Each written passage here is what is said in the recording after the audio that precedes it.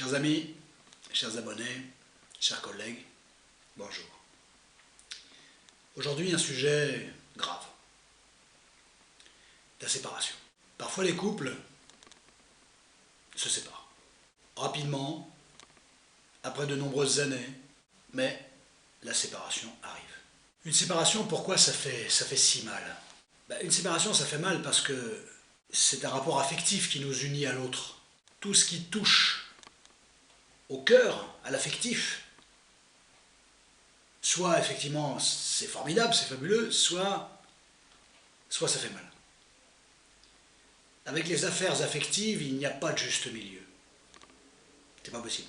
C'est quoi la séparation? La séparation, c'est un deuil, c'est un travail de deuil. Il faut apprendre à vivre sans l'autre. Et c'est pas chose simple. Ça dépend de la relation qu'on entretenait à l'autre, bien évidemment. Ce qui est intéressant, on parle de deuil, on parle bien évidemment du deuil en lien avec la mort de quelqu'un.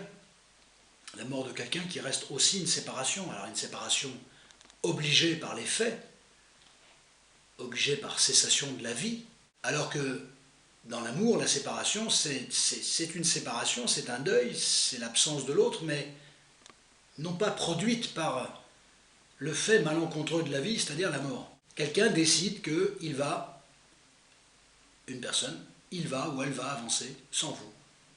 Alors bien évidemment, tant un mort, au sens physiologique, clinique du terme, on ne peut pas lui en vouloir d'être mort. On peut être agacé, on peut être désarçonné, on peut être désappointé, mais on ne peut pas vraiment lui en vouloir. Alors qu'un deuil en lien avec une relation, on peut lui en vouloir. En tout cas, on ne peut pas ne pas lui en vouloir, puisque le mort, on ne peut pas lui en vouloir, mais quelqu'un qui décide qu'il va poursuivre son chemin sans vous, on peut lui en vouloir. Ça ne veut pas dire qu'il faut lui revendiquer ça, qu'on lui en veut. Mais en tout cas, on est en droit d'en vouloir à l'autre d'avoir pris cette décision-là. Qui est une décision qui, en règle générale, va à l'encontre des intérêts narcissiques de celui qui reste plaqué, abandonné, et qui se pose tout un tas de questions. En tout cas, c'est possible d'avoir... Il y a plusieurs phases. Il y a la phase de l'incompréhension, il y a la phase de la rancœur, il y a la phase de la reconstruction. Et après, il y a la phase de l'acceptation. C'est pas plus simple, c'est une phase parmi les autres. Il y a la phase de la déperdition totale, du vide, du trouble, du néant, plus faim, plus envie de manger, plus envie de dormir. Le manque, le manque, le manque, le manque, rien que le manque. Phase de désappointement extrêmement profonde, proche de la dépression, très proche de la dépression. Plus rien n'a de sens, sans l'autre. La séparation laisse aussi les personnes dans ce qu'ils ont accompli avant la séparation. Est-ce qu'ils ont toujours œuvré pour les intérêts du couple ou est-ce que finalement ils n'ont pas la conscience totalement tranquille? Si les personnes qui effectivement se retrouvent séparées, sans l'avoir voulu, ont, en toute bonne foi j'entends, la sensation qu'ils ont toujours œuvré pour les intérêts du couple, ils ont la conscience tranquille, si je puis dire. Ils n'ont pas à regretter quelque chose qu'ils ont commis et qui aurait pu nuire au couple, voire même précipiter la démarche de l'autre, la rupture. Mais par contre, si effectivement il y a eu des choses qui ont été dites, des choses qui ont été faites par revanche, par esprit de contradiction, par contestation, par rébellion, et qui sont arrivées juste avant la séparation, voire même qui ont peut-être été le levier générant la séparation, imaginez une forme de culpabilité, de regret. Mais pourquoi j'ai fait ci? Mais pourquoi j'ai fait ça? Mais j'aurais pas dû faire comme ci? Mais j'aurais pas dû faire comme ça? Et bien souvent, c'est trop tard, la situation est irrécupérable. Irrécupérable parfois. Alors ce qu'on sait, c'est qu'une séparation, en règle générale, on la voit plus ou moins arriver à l'avance. Mais alors attention, ça dépend du sens du déni des personnes. Quelqu'un qui a un sens du constat très élaboré, il va très vite voir qu'il y a quelque chose qui ne va pas. Alors soit il va le nier, en tout cas il va voir quelque chose, il peut le nier, soit il va le voir et il ne va pas le nier, il va essayer d'œuvrer pour améliorer les choses, pour tenter de comprendre ce qui se passe. Sinon ça va se déliter Et ça peut partir dans tous les sens. Pour ne pas dire, ça peut générer une rupture. Alors il y a aussi une question qui se pose quand il y a une rupture, c'est à quel degré il est souhaitable d'œuvrer pour récupérer l'autre, pour tenter de récupérer l'autre. Alors il n'y a pas de règle. Et j'ai presque envie de dire, c'est pas tellement une histoire de ce que vous allez tenter de faire, c'est surtout une histoire des sentiments qu'a encore la personne pour vous, la personne qui est partie, à quel degré elle a encore des sentiments pour vous. S'il y en a encore, il y a peut-être un coup à jouer, ça vaut peut-être le coup d'essayer de voir un petit peu ce qu'on peut faire pour essayer de récupérer l'autre sans le culpabiliser. Alors c'est pas la peine de jouer les mourants, c'est pas la peine de dire que d'abord de jouer les mourants et de jouer les suicidaires, je vais me tuer, si tu reviens pas, je vais me tuer. Non, non, non, non, non. C'est pas sérieux ça. C'est pas sérieux, c'est pas mature ça, c'est pas adulte ça. Et puis c'est pas avec ces aimants de culpabilité qu'on fait revenir quelqu'un. Non. On lui met la pression, c'est manipulatoire. Non. À mon avis, ce n'est qu'un avis, vous en faites ce que bon vous semble, c'est certainement pas ce qu'il faut faire. Que vous soyez très en souffrance, oui, mais de là à dire ce genre de choses, de là à le faire, j'en parle même pas, mais de là à dire ce genre de choses, attention, je pense que ça me paraît pas une bonne idée.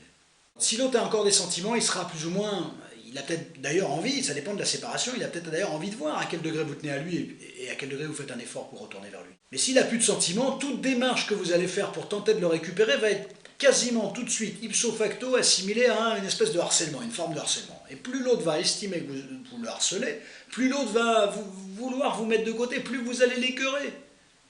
Et c'est surtout ce qu'il ne faut pas faire. Parfois, effectivement, faire le mort peut être encore une bonne idée. Alors, soit la personne se dit, bon, elle ne m'a pas recontacté, tiens, qu'est-ce qui se passe? Et finalement, la personne se pose des questions, celui qui est parti, mais il vient chercher quelques informations, mine de rien. Ça peut marcher. C'est rare, mais ça peut marcher. Ça dépend des sentiments de la personne. Soit il interprète ou elle interprète celui qui est parti par un « oui, bah tiens, il n'a pas fait plus que ça pour me récupérer, donc j'ai bien fait de le quitter ». Voilà, c'est une interprétation. C'est pas forcément évident que ça se soit déroulé exactement comme ça. Que l'autre, effectivement, ne se batte pas, mais il peut être aussi très fataliste. Avoir l'impression que ça ne va pas marcher, donc à quoi bon mettre en place quelque chose qui ne va pas marcher. Donc ça, attention aux interprétations. C'est pas parce qu'on interprète le comportement de quelqu'un que forcément on a raison de l'interpréter en ce sens, puisque son comportement pourrait traduire autre chose. Voilà. Il n'a pas tenté de se bagarrer pour me récupérer, donc c'est qu'il ne m'aime pas, alors que la personne aurait rêvé de le faire, mais a estimé que ça ne servait à rien. Vous voyez, donc ce sont deux attitudes complètement différentes. L'interprétation peut être très problématique dans un sens, alors qu'il pourrait s'agir d'un autre sens. Donc voilà, il y a ça. Et puis finalement, bah, tant mieux, tout va bien, la personne ne m'embête pas, je peux partir tranquille. Ce qu'il faut savoir, c'est que la rupture, c'est toujours une blessure narcissique terrible. Terrible. L'autre a pris la décision d'avancer dans sa vie sans vous. Consciemment, sciemment, pas imposé par la vie, sciemment. C'est une blessure narcissique. Tu ne représentes plus suffisamment de valeur à mes yeux pour avancer avec toi. C'est une blessure narcissique terrible. Alors après, il y a deux types de ruptures. Il y a soit la rupture pour quelqu'un d'autre, ou soit la rupture pas forcément, sans quelqu'un d'autre. Uniquement parce que la relation n'est plus viable en soi. Une des deux personnes ne trouve plus suffisamment d'agrément pour pouvoir poursuivre la relation. Alors, même s'il n'y a personne, il y a plein de gens qui auront tendance à croire qu'il y a quelqu'un d'autre, alors qu'il n'y a personne, des fois. Et d'autres personnes seront presque rassurés de dire tiens, il n'y a personne, donc bon, c'est déjà ça. Ça peut leur laisser un petit peu de champ libre aussi pour voir s'ils peuvent récupérer celui qui est parti. Pourquoi pas. Et puis il y a les ruptures les plus catastrophiques, les ruptures où on sait que l'autre, l'homme ou la femme, peu importe, ont choisi d'aller vers quelqu'un d'autre, avec quelqu'un d'autre. C'est la pire des choses. Parce que c'est non seulement la blessure narcissique dont on parlait tout à l'heure, mais en plus il y a vraiment un autre objet qui a été choisi, sélectionné. Celui-là est mieux que, celle-là est mieux que l'autre. Et là, non seulement donc, il y a la blessure narcissique, mais il y a en plus une espèce de rivalité. Quelqu'un a pris votre place. Et là, c'est cauchemardesque. Alors il y en a qui vont l'accepter relativement bien, il y en a qui vont s'effondrer, style dépression dont on parlait tout à l'heure, dont je parlais tout à l'heure. Mais là, effectivement, il y a clairement l'image d'un rival qui vient se greffer. ça peut être très problématique, c'est-à-dire dans les ruptures, plus on en sait sur les ruptures, moins on se porte. En fait, il ne faudrait pas savoir ce que fait l'autre de sa vie, mais malheureusement, il y a une telle recherche, il y a de telles informations qu'on peut trouver maintenant, notamment sur Internet et ainsi de suite, que forcément, il y a toujours des photos qui traînent, et il y a toujours une espèce de présomption. Voilà. Alors, bien sûr, l'idéal, c'est quand ça arrive et que la situation n'est pas récupérable, c'est de tenter de sortir, de tenter de ne pas rester, en tout cas, dans votre marasme, hein, voilà, qui est un marasme logique, finalement. Mais tentez de sortir, de penser à autre chose. Bien évidemment, plus vous tentez de sortir, de penser à autre chose et de faire des activités, moins vous y arrivez. C'est tellement forcé, c'est tellement les activités forcées, c'est tellement forcer les amis, c'est tellement forcer les loisirs, ça ne peut pas marcher. Vous êtes habité par l'absence de l'autre. Ça, c'est intéressant comme prisme. Habité par l'absence de l'autre. Ça devient même d'ailleurs obsessionnel. Les rêves où on se remet ensemble, les rêves où on est ensemble, les rêves où on se retrouve, les rêves historiques, les reviviscences de situations. Voilà, on retrouve tout ça, le rêve d'accomplissement de désir. Hein, ce qu'on ne peut pas faire dans la réalité, on le fait en rêve, donc on le retrouve dans le rêve. Voilà, on se réveille le matin, on se dit oh là là, quel cauchemar. Quel cauchemar. Oui, mais pendant que vous avez fait le rêve et que vous récupériez l'autre, il y avait de l'endorphine qui était sécrétée, ça peut faire du bien, ça peut faire un bien fou d'ailleurs. Alors il y a aussi une dernière chose que je voulais soulever, c'est que dans les ruptures, il y a une position qui est enviable, entre guillemets, et une position qui ne l'est pas du tout. C'est le plaqueur plaqué. Il y a d'autres expressions, celui qui s'en va, celui qui reste, celui, voilà. Le plaqueur, il a un avantage. Celui qui plaque l'autre, plaqueur. Le plaqueur, il a un avantage. Pourquoi? Parce que il décide de la situation. Ça correspond à quelque chose, il est au courant, puisque c'est lui, il est moteur de la situation.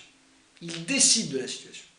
Depuis peu de temps, depuis longtemps, peu importe, il décide, il est décisionnaire, il est acteur de la situation.